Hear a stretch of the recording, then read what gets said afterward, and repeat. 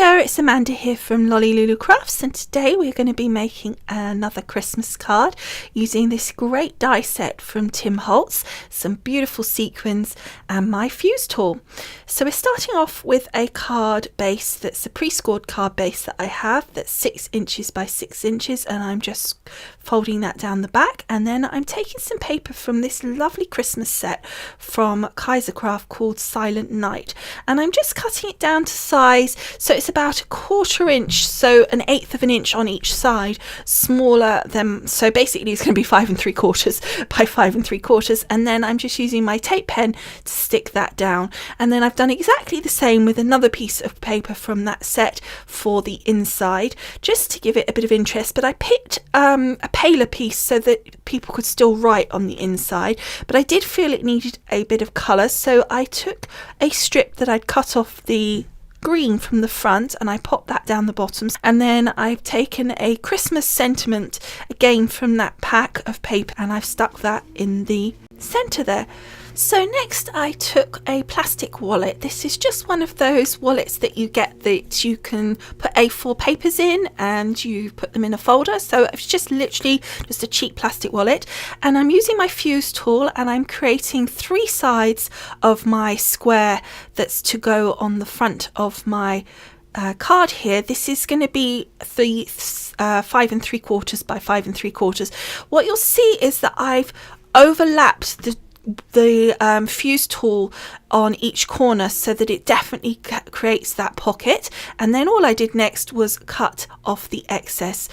Then I want to add my sequins. I've got this great gold mix that was from Lucy's Little Bits or whatever she's called.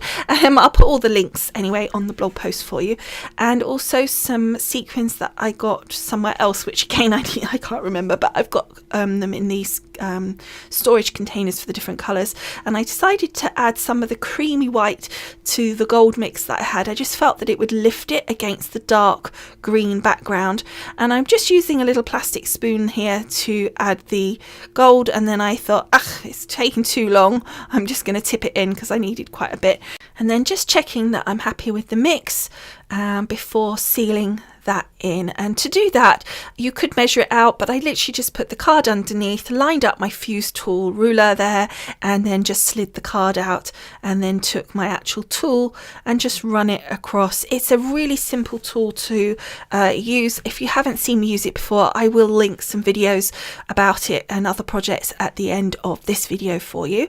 So as you can see there, it's all sealed in, and then I'm just checking that, make sure that there are no holes, and then all you need to do next is just cut that final piece off. I'm cutting it quite tight to the fuse tool. That's just what I want to do on this one, but you don't have to. So now we're doing some die cutting using this set from Holtz. I can't quite remember the name of it. I think it's Evergreens, but again, just go on to the blog post and have all the links on there for you. And there it is, cut in this kind of linen effect gold card. And then I just took a simple circle die and I die cut a circle in the gold to act as a mat for the sentiment that I'd picked out, because I just felt it needed a little something. And this sentiment was actually just one that I popped out of that Kaisercraft paper pack. It had some die cuts in the back, and then I've just taken my tape pen and I've glued that sentiment down into the corner, and then I'm putting the glue pen. I found the glue pen works really well, or the tape pen I should say, works really well for sticking onto the plastic. It just seems to really stick really well, so I found that better than the wet glues personally, but maybe I just wasn't patient enough with the wet glues, but it certainly seems to have worked really well. And then I just put both trees down.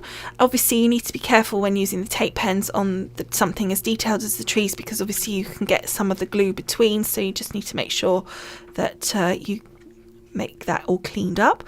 And then I'm just taking my tape pen again and I'm just gluing on the back of this plastic wallet, pocket, whatever you want to call it, where the trees and the sentiment were, so you won't see the glue from the front. And then I'm literally just popping it down on top of the front of the card, and you can see it's just a really effective shaker card. What I like about this is how you can see the edges of your shaker, whereas in sort of traditional ways of doing a shaker card, the edges have to be hidden under another piece of card and you're showing the shaker part through an aperture. So I quite like the different effect that gives you by doing it this way. And of course there are all sorts of options, like doing this different sizes, putting the pattern paper inside your pocket to give just a slightly different look, make it easier perhaps to stick down. That's another option. But that is it for today anyway. That is a really quick card. I figured that it would be quite a good plan, perhaps after last week's marathon cricket 30 bulk make cards, that it would be quite good to do perhaps a slightly quicker video. So I hope you have enjoyed. I hope you like the finished card. Don't forget to go on over to the blog post to see the photos, the links to the products, etc, etc. You'll find the link to the blog post if you're on YouTube in the paragraph below this video. Just click show more, and don't forget, of course, if you're not subscribed, to click subscribe or go on again to the blog post and subscribe to me there. So thank you so much for watching. I will see you again soon, and bye for now. Bye.